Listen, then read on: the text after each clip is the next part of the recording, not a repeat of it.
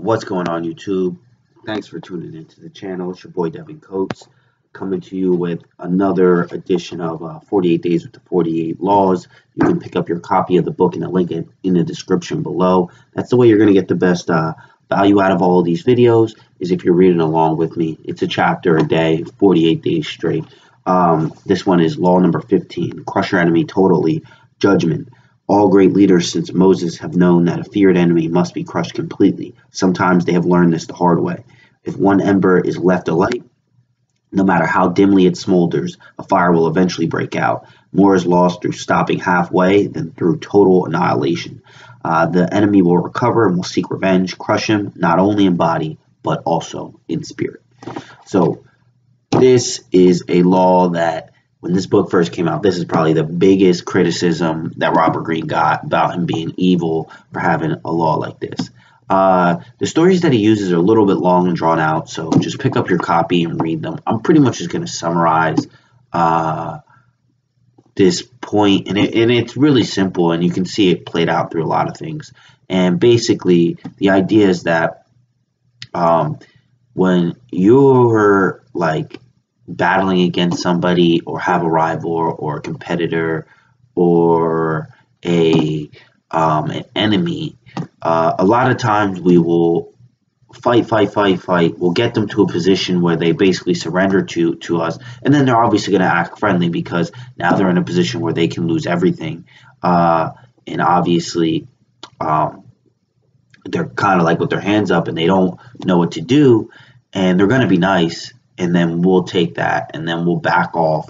But because all of the, one, they're just an enemy totally, but two, now you've kind of pissed them off.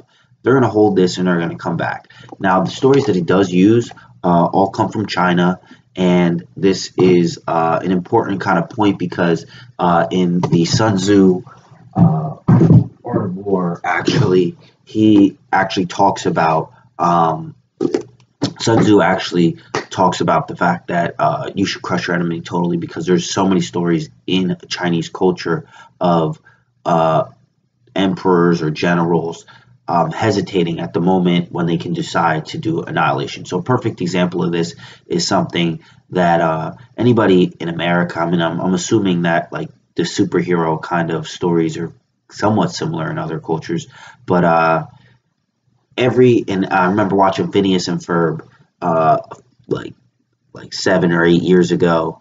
One of my ex-girlfriends was really into it, but it was a funny episode because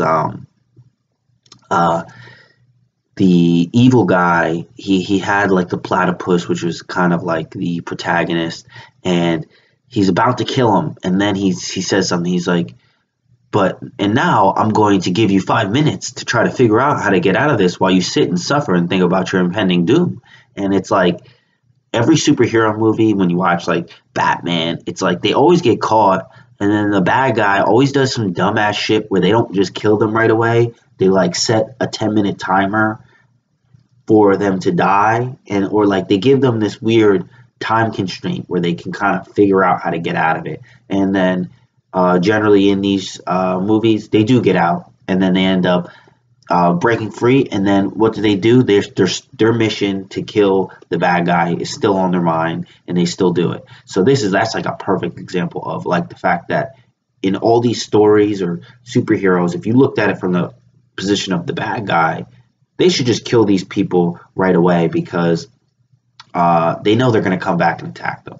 Now, another example would be in business. I mean, they don't say it out loud, but I mean, in businesses, they're trying to demolish the competition and crush their enemies totally. So like you'll see all these campaigns, and they're trying to take them completely out of the market, and they won't stop just because that person's down. So if you think about something like Circuit City, that was really big when I was younger. I know them and Best Buy used to kind of go at it neck and neck. I can't find a fucking Circuit City around. And they went neck and neck, and they pretty much just crushed them totally. They went out of business. They didn't hold up and let them hold some market share because of a false feeling of like admiration or respect for that other company. Now, one that's very personal to me is, and this kind of will tie right into the reversal as well, is when I used to wrestle. I used to be stand up when both people are standing and that's how the match starts.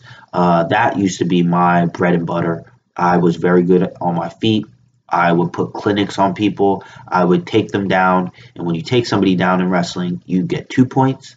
And when a person escapes from after you took them down and you're on top of them, they get 1 point. So what I would do is I would take them down. I would obviously try to put them to their back. You can get more points. You can get 2 or 3 points for putting somebody on their back for an extended period of time. So I would take them down, try to get back points. If I could get 2 or 3 back points, and then I would let them up. So sometimes it'd be 2-1, 4-1, 5-1. But this would put me in a position where I'm winning on the scorecards. And I would watch a lot of wrestlers, they would try to hold their lead and not do much. But my whole thing was, I'm trying to break your whole fucking spirit.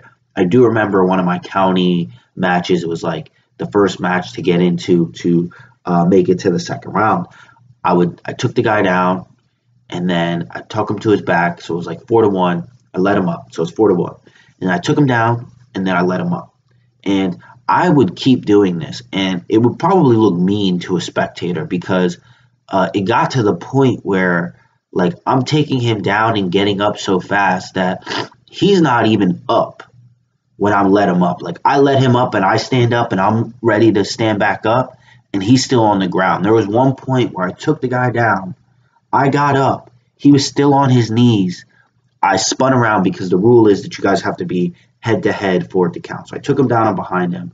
I get up. He's still on the ground, getting up on his knees. I faced him, and then I jumped back on top of him and spun around him and got another 2 points. And I could feel this guy breaking. And this was a technique I would use. And when they would break, generally they'd let you pin them. And in wrestling, anybody who's been a competitive wrestler, that's a cardinal sin to get pinned. You do not ever want to get pinned. Anything is better at getting pinned.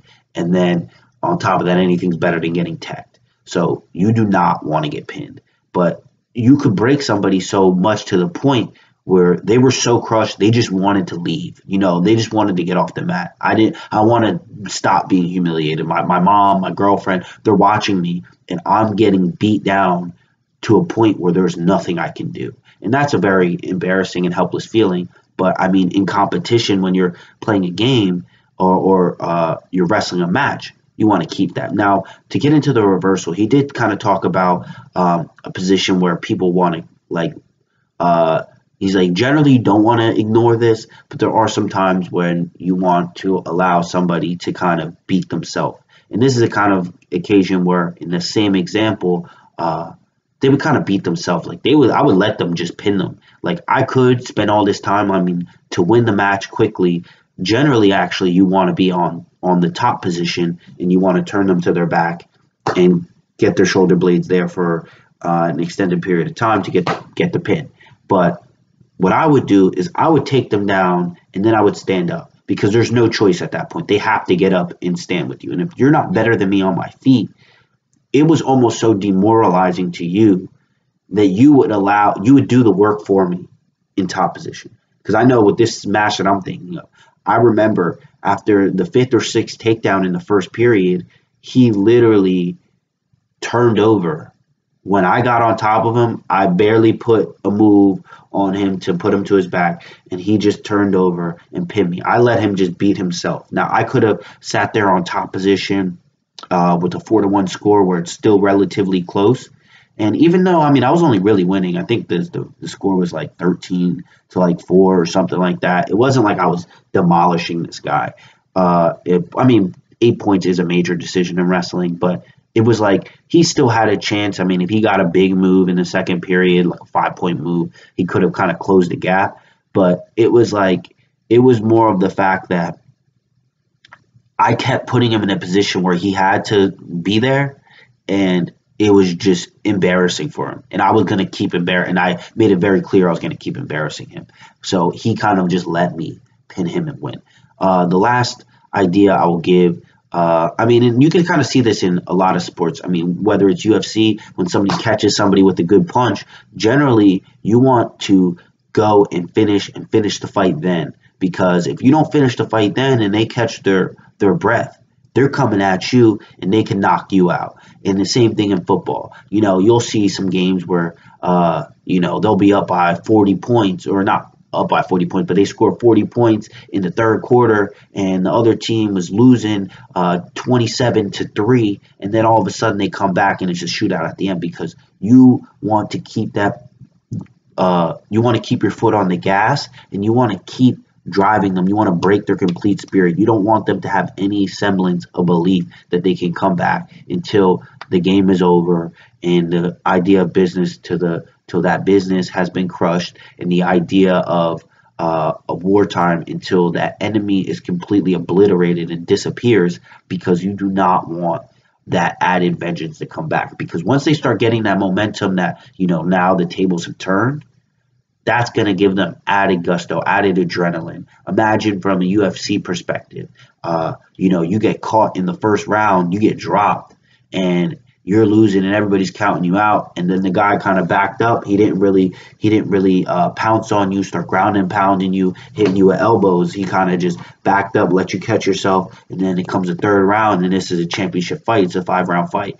All of a sudden, now you're coming back, and you hear the crowd screaming, you're losing 2 rounds to none. In the third round, you take that round. Now you're like, whoa, let's go, let's get it. Like, this is really where champions are made. I'm going to come out 100 times stronger in this arena. But where this guy could have capitalized in the first round, maybe got a submission because you guys aren't sweaty, or just kept followed up the punches with some good knees and dropped you to the ground, hit you with some ground and pound, caught you in some kind of move, scrambling around. But now he backed off and let you catch your breath. And now you have turned the tables. And imagine how much, if you were in that fight, being the guy who got caught in the first round, imagine how much stronger you would be fighting now that you went from thinking that it was all over in the beginning to now I have a chance. Now I got the people behind me. All these people are watching me. They want to see me come back and overcome this insurmountable odd of getting rocked in the beginning.